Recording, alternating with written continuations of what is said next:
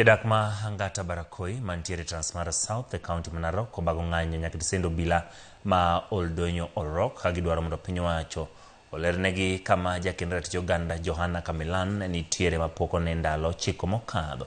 Wachore ni nyaka nene mogik e liend mane jaod bura ma Emurua Dikir Joana Ng'eno pok ochako nene kendo to simbe bende en mana mok yudre.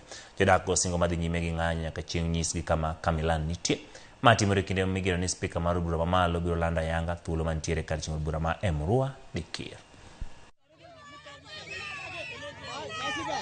Siku ya leo tumekaa, mtu wetu ambaye anaitwa Kamilan anatoka Angata Barakoi amepotea. Saa hii ni wiki moja.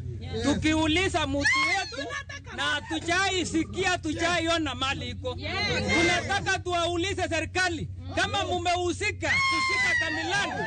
Hatukatai mushike, lakini mtuambie hapo kwa jela gani. Wale watu walipiga Kamilan tunawajua.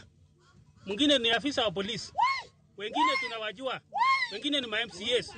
Na tunashangaa serikali wala kimya. Unafikiria mama yake anafikiria nini?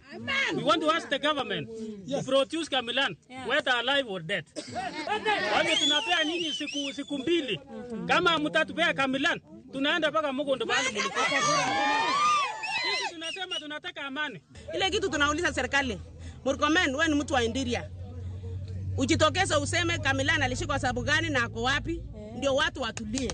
Ile kitu tunataka tujue Kamilan amewekwa wapi, ako kasodi gani, tujue hako, na hata watu waende waangalie wajue Kamilan hako. Ndio waendelee, badala muweke yeye kotini ndio tujue Kamilan amefanya makosa.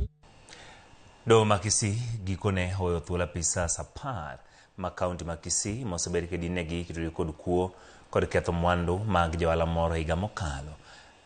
Kalure kod mano achijego mane